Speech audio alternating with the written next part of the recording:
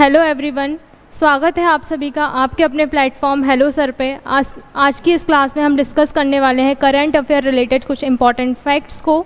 तो हम अपने क्लास को स्टार्ट करते हैं। तो जैसा कि आप देख पा रहे हैं, पहला फैक्ट है हमारा रोहिणी आयोग की रिपोर्ट। ये रोहिणी आयोग किससे संबंधित है? तो ये रोहिणी आयोग संबंधित है अन्य पिछड़ा वर्गों के लिए आरक्षण के संबंध में। रोहिणी आयोग रिपोर्ट पिछड़ा वर्गों के आरक्षण के संबंध में है। तो इसके अंतर्गत हम बात करेंगे क्या क्या आता है। ओबीसी को मिलने वाले आरक्षण के लिए विभिन्न उपवर्गों में इनके विभाजन तथा सुझाव के लिए इस रिपोर्ट का आयोजन किया गया। इसका आयोजन किसकी अध्यक्षता में किया गया? तो दिल्ली के उच्च न्यायालय की पूर्व मुख्य न्यायमूर्ति जी रोहिणी की अध्यक्षता में इसका आयोजन किया गया। इसका आयोजन अक्टूबर 2017 में किया गया। आयोग ने अब अपनी रिपोर्ट राष्ट्रपति श्रीमती द्रौपदी मुर्मू को 31 जुलाई 2023 को सौंप दी है। अब बात करें ओबीसी के 27% आरक्षण का लाभ इनमें से शामिल सभी जातियों को उपलब्ध हो सके। इसका जो पर्पस है, ओबीसी की 27% आरक्षण का जो लाभ है इसमें शामिल सभी जातियों को उपलब्ध हो सकते हैं। आरक्षण के मतलब ओबीसी के अंदर जो भी जातियां आती हैं उन सभी को इस आरक्षण का लाभ प्रदान हो सके। तो रोहिणी आयोग रिपोर्ट आपको क्लियर हो गई होगी। हम नेक्स्ट क्वेश्चन की ओर मूव ऑन करेंगे। हमारा नेक्स्ट फैक्ट है कूनो नेशनल पार्क के संबंध में। कूनो नेशनल पार्क मादा चीता धात्री जुलाई 2023 में जिसकी मृत्यु हो गई है, दक्षिण अफ्रीका से 12 चीते लाने की योजना। मध्य प्रदेश में स्थित कूनो नेशनल पार्क में इनको बसाया गया था, जिसमें से मादा चीता जिसका नाम है धात्री, उसकी 2 अगस्त 2023 को मृत्यु हो गई है। अब जो चीतों की संख्या है वह है कुल 1 शावक को मिलाकर 15 ही रह गई है। 15 ही चीते अब बचे हैं। देश में चीतों के पुनर्वास के लिए 17 सितंबर 2022 को 8 चीते नामीबिया से तथा फरवरी 2023 में 12 चीते दक्षिण अफ्रीका से मध्य प्रदेश के सेवपुर कूनो राष्ट्रीय उद्यान में लाए गए थे। आगे देखते हैं क्या है। आगे इसमें बताया गया है चीता पुनर्वास परियोजना के तहत तीसरे चरण में दक्षिण अफ्रीका से 12 और चीते भारत लाने की योजना है। इसके लिए राष्ट्रीय बाघ संरक्षण प्राधिकरण यानी कि national tiger conservation authority NTCA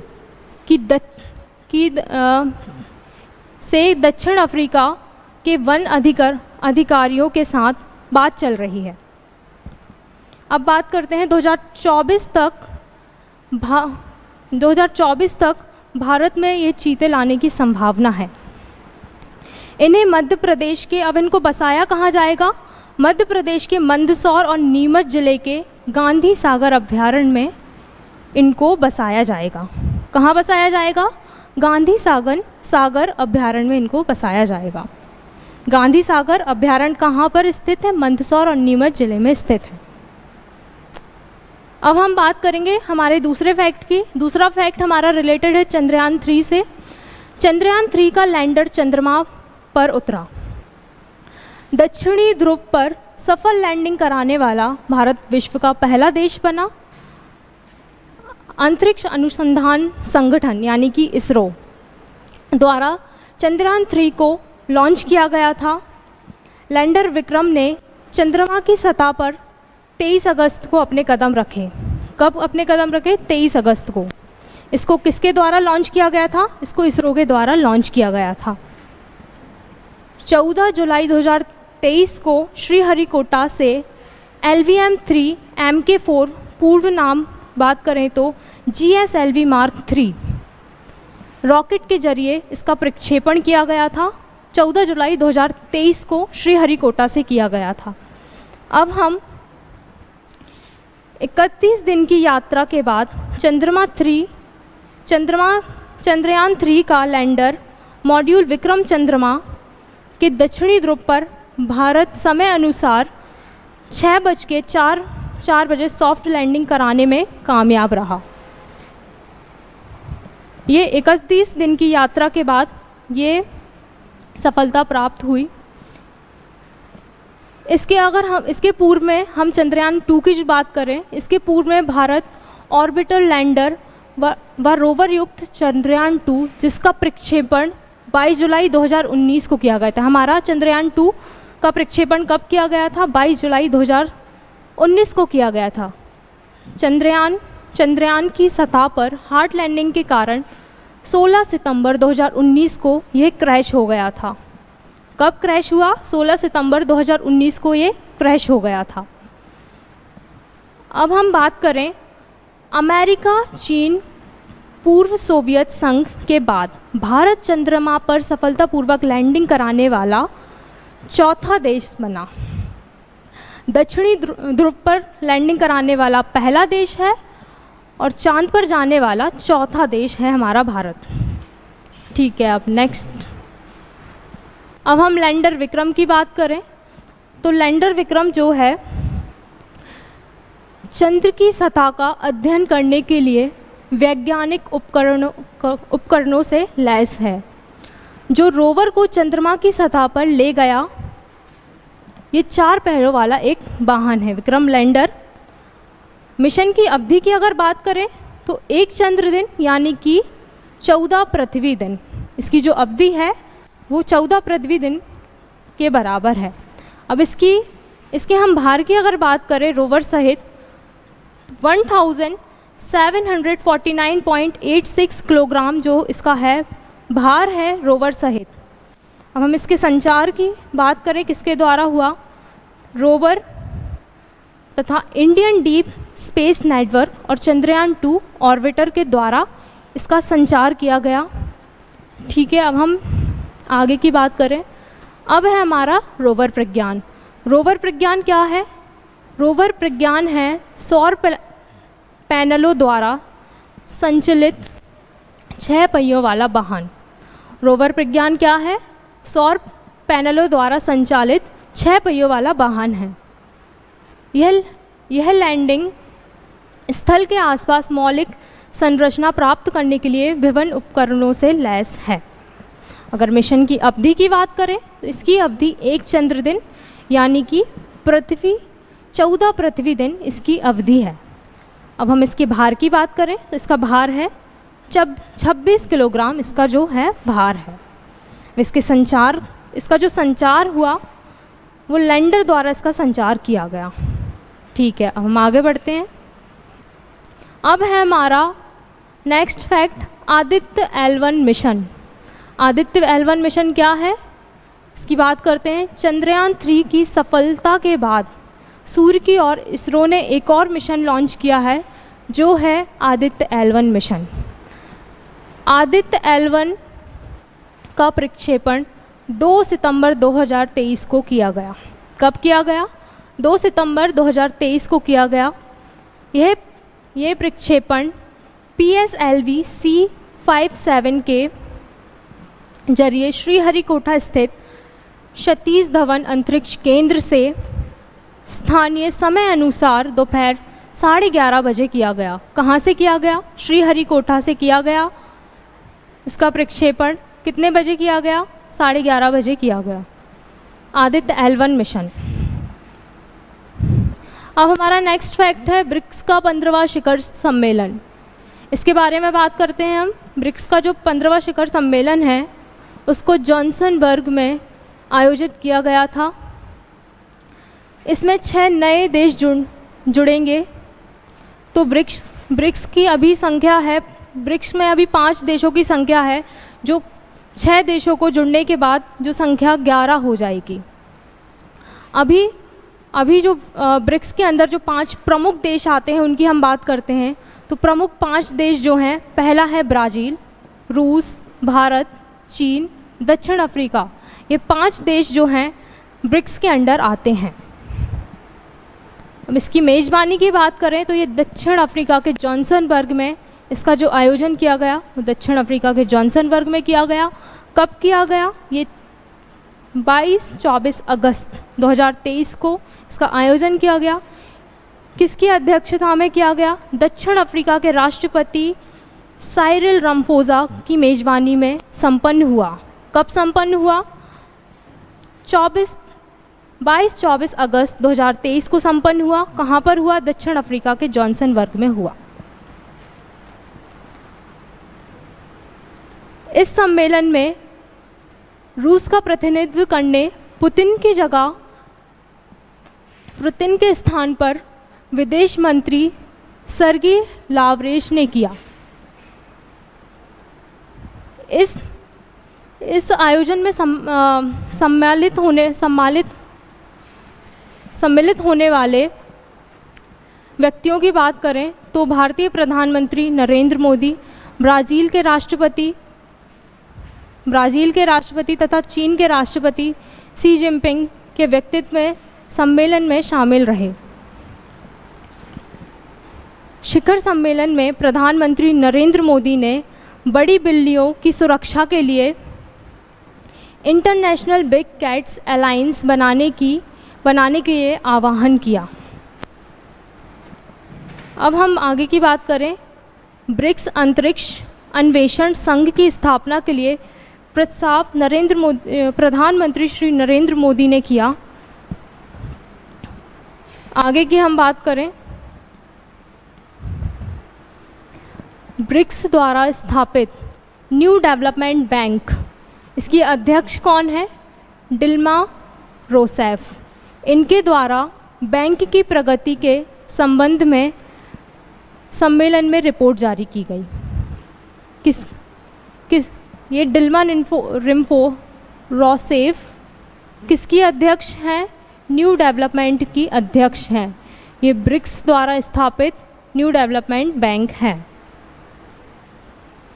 इसकी आगामी की बात करें, मतलब ये कब से, इसका 16वां शिखर सम्मेलन जो हुआ था, इसका 16वां शिखर जो सम्मेलन होगा आगे वो 2024 रूस में प्रस्तावित है। और पहला अगर ब्रिक्स का शिखर सम्मेलन इसकी बात की जाए तो ये 16 जून 2009 को रूस में आयोजित किया गया था। अब जो 16वां है उसको भी रूस में आयोजित किया जाएगा और जो पहला था उसको भी रूस में आयोजित किया गया था। पहले 2 शिखर सम्मेलनों तक दक्षिण अफ्रीका ब्रिक्स का सदस्य नहीं था। दक्षिण अफ्रीका के शामिल हो जाने के बाद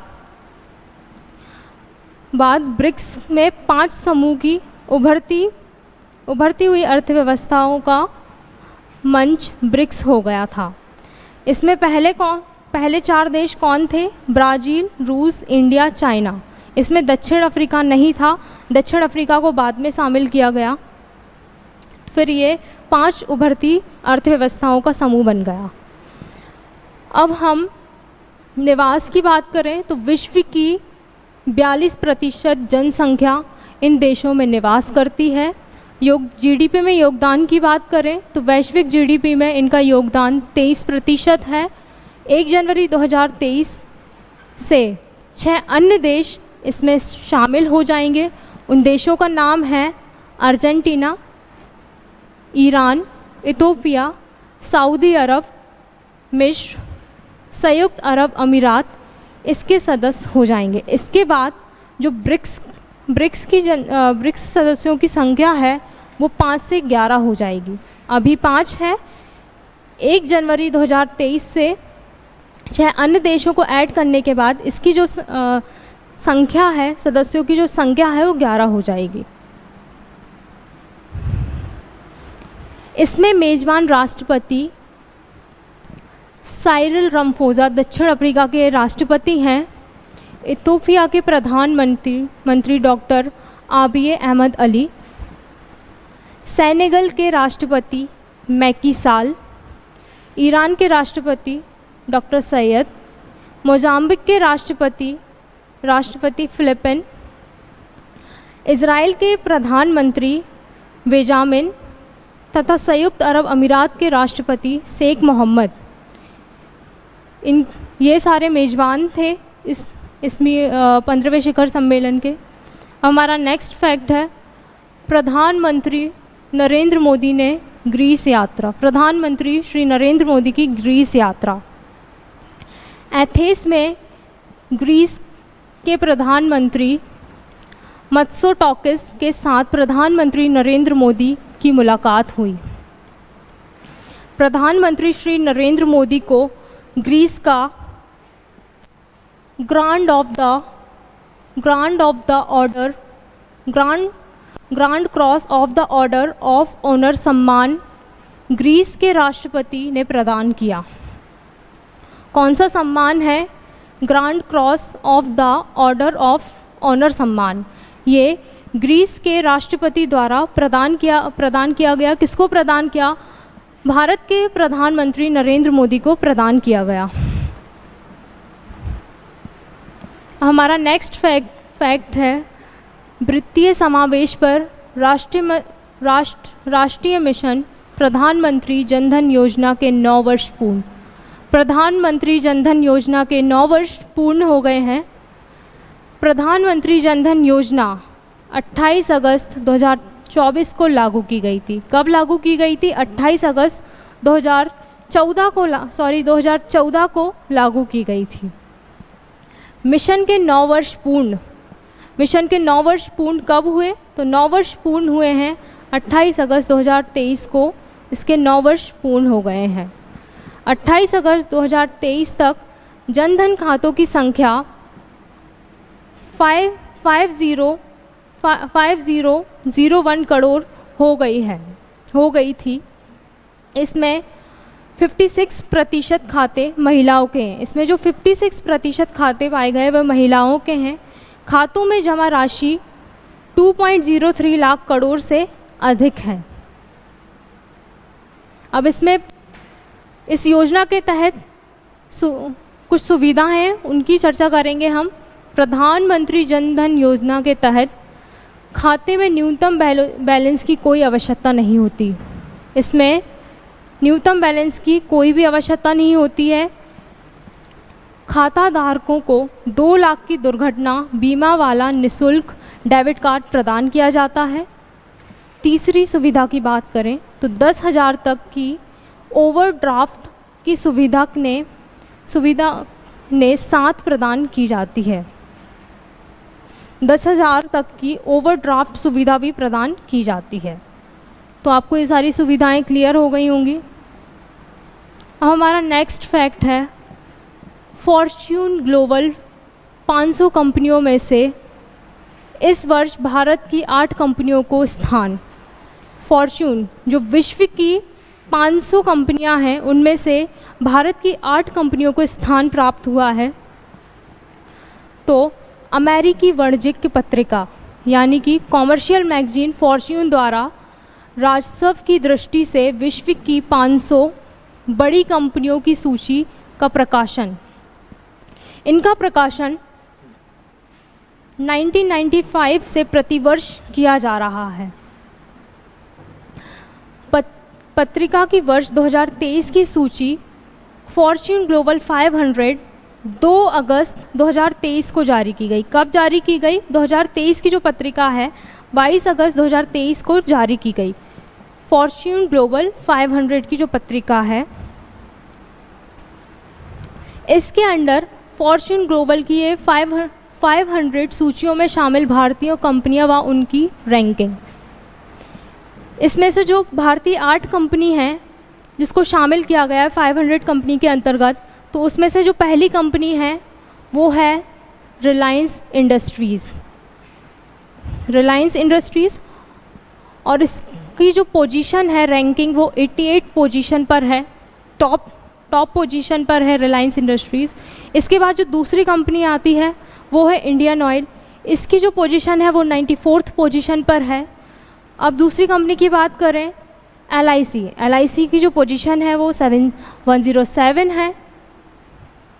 चौथी कंपनी है ONGC, इसकी जो पोजीशन है 158th पोजीशन है। भारत पेट्रोलियम, इसकी पोजीशन है 233। भारतीय स्टेट बैंक, इसकी पोजीशन है 235। ये 2 और कंपनी हैं।